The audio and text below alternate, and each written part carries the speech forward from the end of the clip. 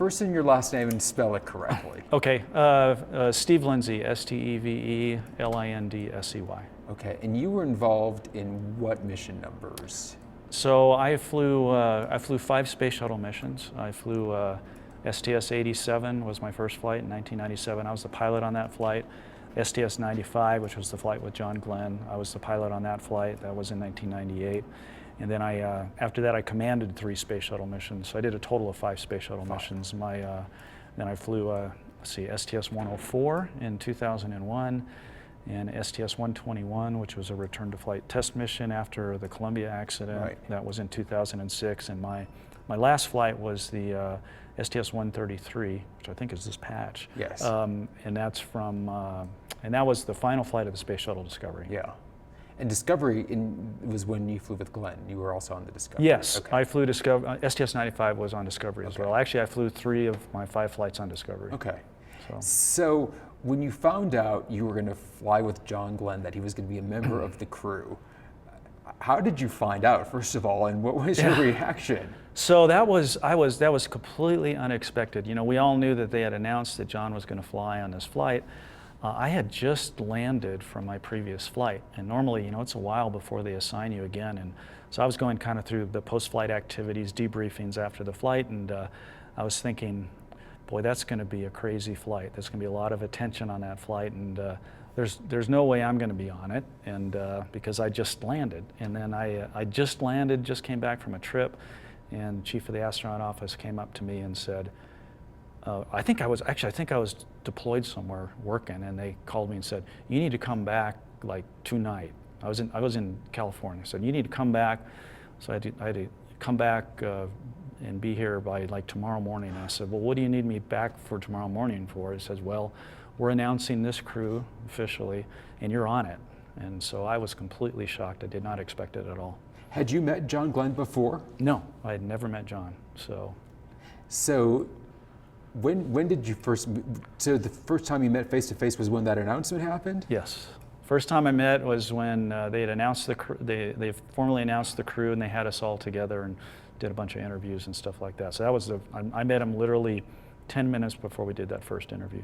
So when you shook his hand, met him for the first time, I mean, obviously you knew who he was, of course. Of course. But did I mean, what was that first meeting like? I mean, what was your first gut reaction? Well, I mean, I was nervous because he was a childhood hero of mine, and you know, I grew up in that era, and you know, watching his exploits and knew about him and his political career, everything about him, and I thought, well, there's no way, you know, I'd never get a chance to meet somebody like that, and so just meeting him, I was nervous, but I was excited to meet him and looking forward to doing the trip. Why was he a childhood hero to you? I think, you know, I grew up in the Apollo era, and watching those original astronauts, the things they did, the groundbreaking things they did, you know, in the huge risk he took when he flew that first orbital flight. And so the risks they were taking, what they were, you know, it was a space race with the Russians, and so that was a big deal. And just watching what the astronauts did, they were all heroes to mine. And then later on, when I pursued my career as as an Air Force pilot, and then an experimental test pilot, and then eventually somehow ended up being an astronaut. I have no idea why, but he did all of the things in his career that I'd been doing in my career. So in a way, I followed a lot of the things that he did, not necessarily intentionally. And so when I learned more and more as I became an Air Force pilot and a test pilot, I learned more and more about the history. I learned about all of the other things John had done even before he was an astronaut. You know, being a fighter pilot in World War II, flying Corsairs in the Pacific, flying F-9s and then F-86s with the Air Force in Korea and shooting down 3 MiGs, and then setting speed records, and his work as a test pilot. Then professionally, instead of he went from the childhood hero, you know, like astronauts, wow, those guys are really cool, to professionally what he did with his career was something I wanted to emulate. Yeah. He was almost like a mentor in a way. Yeah, like a mentor, from afar, because I didn't know him. Yeah. So, yeah. So you start training together, and obviously the shuttle it's a large spacecraft. I mean, it's much bigger. It is. Than the Friendship, but when did you feel like you started to get to know each other, other than, okay, this is someone who I have watched from afar? I would say almost immediately, because he was such a personable guy, such a man of integrity, humility. He's just he's one of those people that treats everybody the same, no matter who they are. Despite all of his accomplishments and everything, he's very, I hate to say this, down to earth and very easy to talk to. And he was, both he and Annie were just superb people. And I think all of the crew, we immediately hit it off with John. I mean, he was just so much fun to work with. And what I found most interesting is we go through this intense training flow, and the training flow is about a year long before you fly. Right. For each mission, and you learn the mission specific things. So he jumps back into the space shuttle 36 years after he basically left NASA after his last flight. Meantime, he has this other job at the same time. He's still a senator, so he's doing that, and he's commuting back and forth to do all the training. But he jumped back into the training, jumped back into NASA like he never left. It was like those 36 years were an instant, because he already knew how to do all this stuff. And I thought that was incredible. With that said, though, did he, I don't think I've never met him, so I'm going to make an assumption here, but he wasn't also the kind of guy who was a know-it-all. I mean, I think that he probably really respected the training and took it very... Absolutely. He was not a know-it-all. We had a 7-person crew, and he was what's called a payload specialist. So we had, I was a pilot, we had the commander, both of us are pilot astronauts, we had mission specialists, and then he was what's called a payload specialist, was his official designation, where they come on to fly just one mission. And he's specializing in the things he was doing, the experiments and things like that that are associated with what they were, the research part of the thing. And so he always considered himself like number 7 in the crew. And he would tell us that all the time. I'm PS2.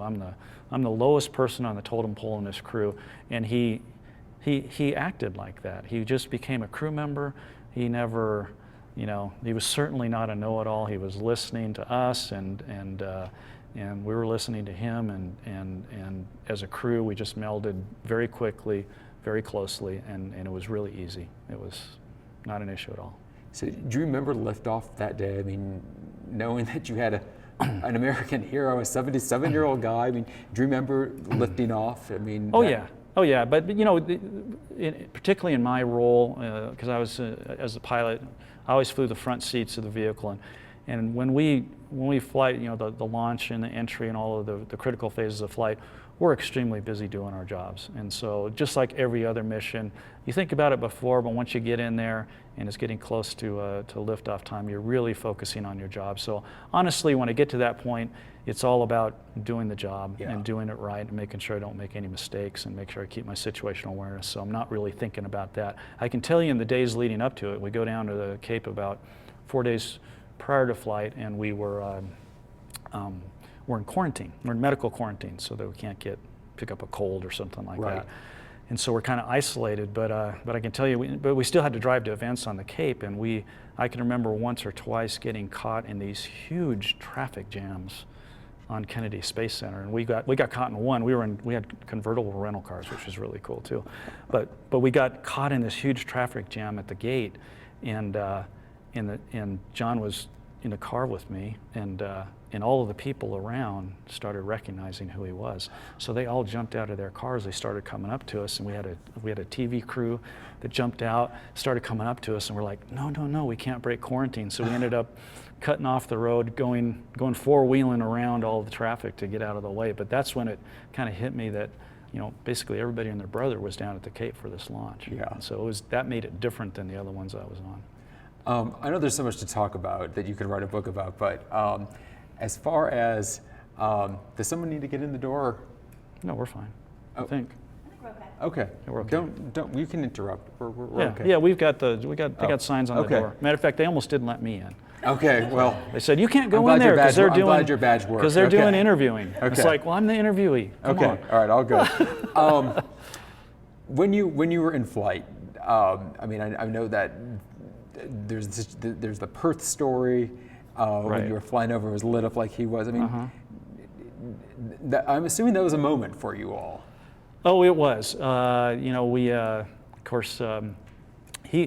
during ascent, he was on the mid deck, so and then I was on the flight deck, so I wasn't riding with him as we were going up. But and then we got up in orbit, did a lot of work. He got out of his seats, and finally, he finally got up the flight deck where all the windows are, and so I tried to. Obviously, we were very busy with the objectives of the mission, mostly doing that. But I also tried to take opportunities wherever I could. Like I observed John the first time he looked out the window. I wanted to do that because it had been 36 years, and so there are certain historical things that I knew he'd done before, like the flying over Perth.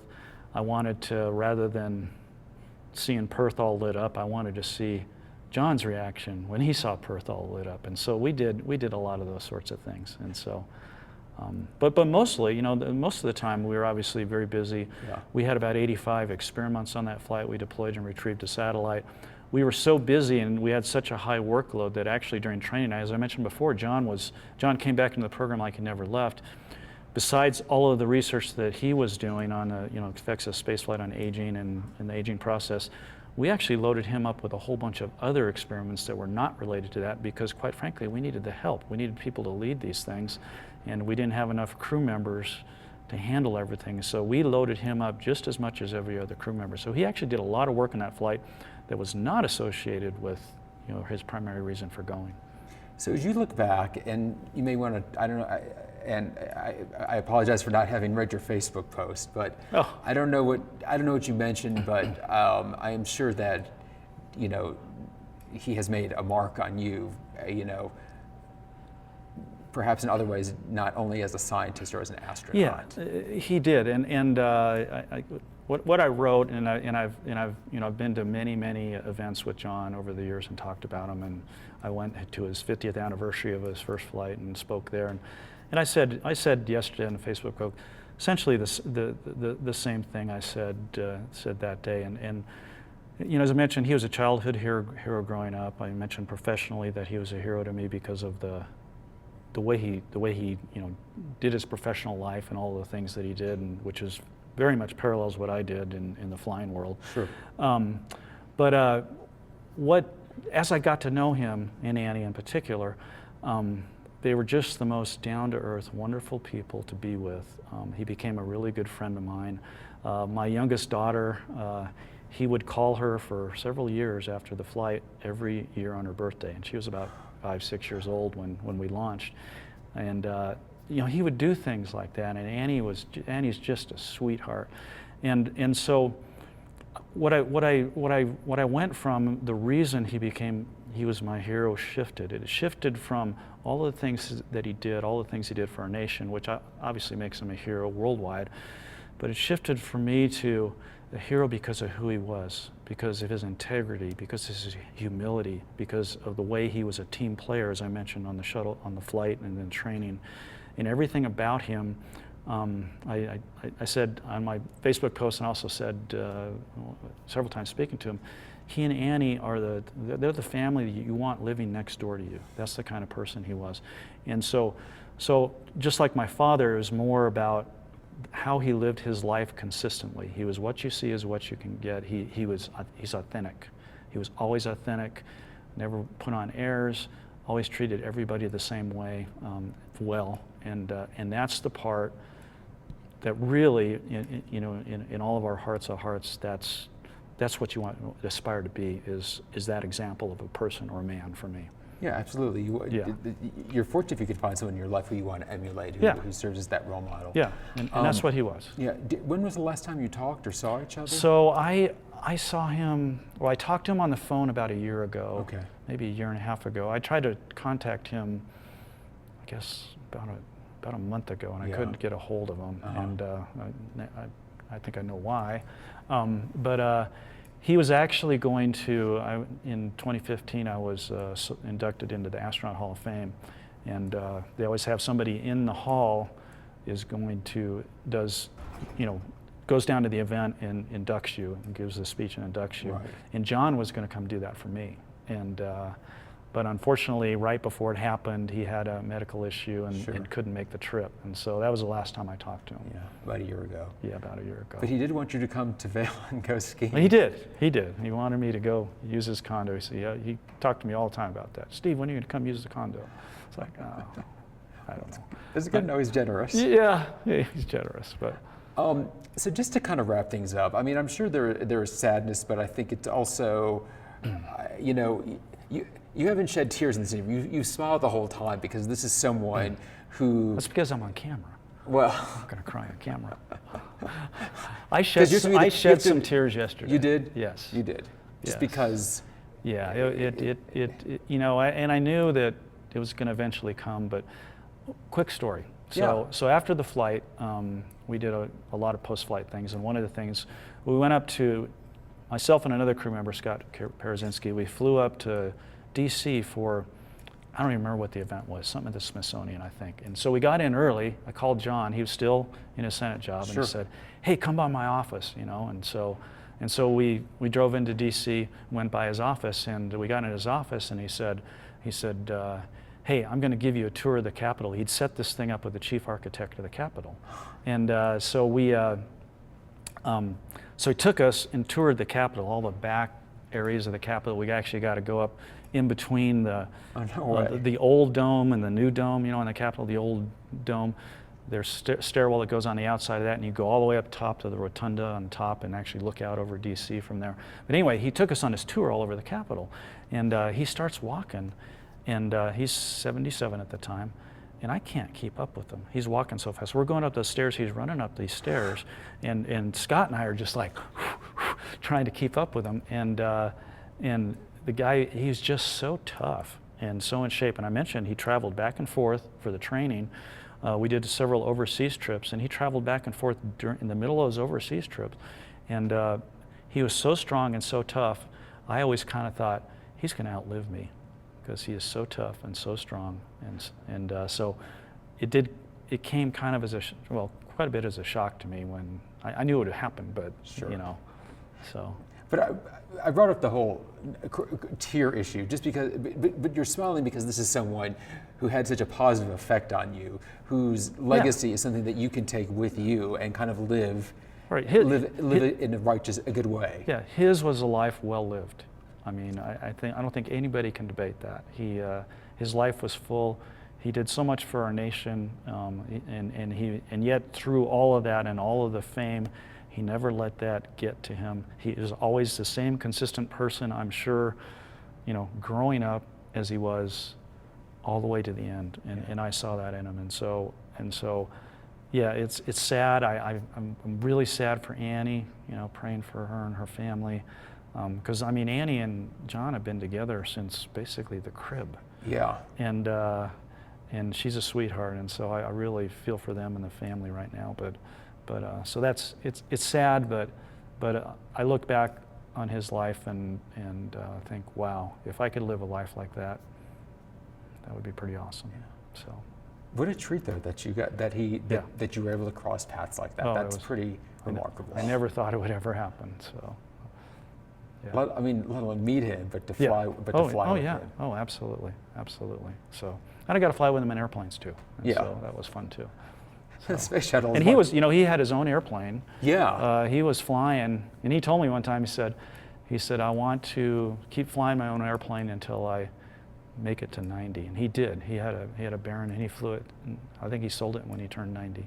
And so he kept flying that whole time. And I flew with him in the T-38, you know, the trainer jet, and flew formation with him. And he's a really good stick to this day. So. He had the right stuff. We keep saying down to earth and right stuff. He does. These cliches hold true. Oh yeah. Is there anything you want to mention that we haven't talked about, or that you feel is important that people know that only you could say? Well, I'm not going to tell you all the. Well, okay, I'll give you a story, maybe. Let me think which story I want to give you. I got a few.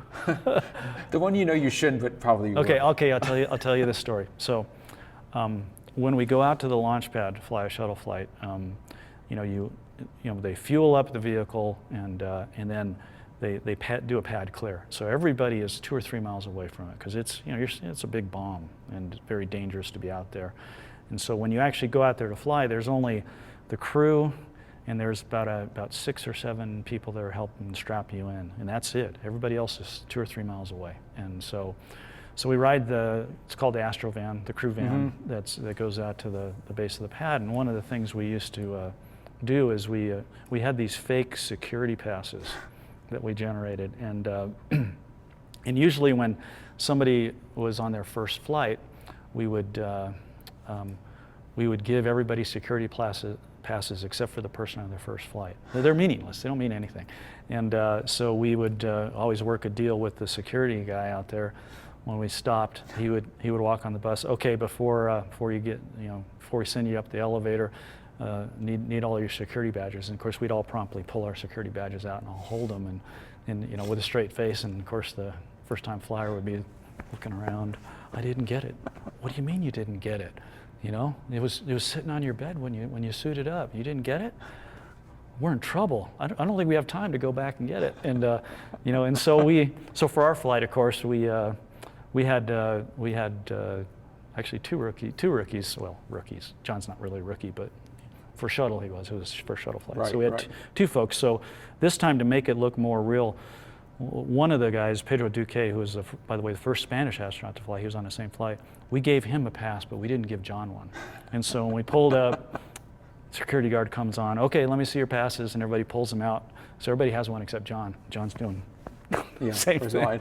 And so we kind of yanked his chain a little bit there. But and he laughed at it. Oh, of course, of course. He expects that. I mean, that's just how it is. So hey, it's so we had proof fun. that he had street cred that you could do that. Oh, with absolutely. That you could do that with. Absolutely, absolutely. So he was a member of the crew. So we had fun. Listen, we could talk for hours, but I appreciate you sharing these insights because, you obviously had a very unique relationship with him that not many people had, and I'm glad we were able to capture that. Yeah, sure.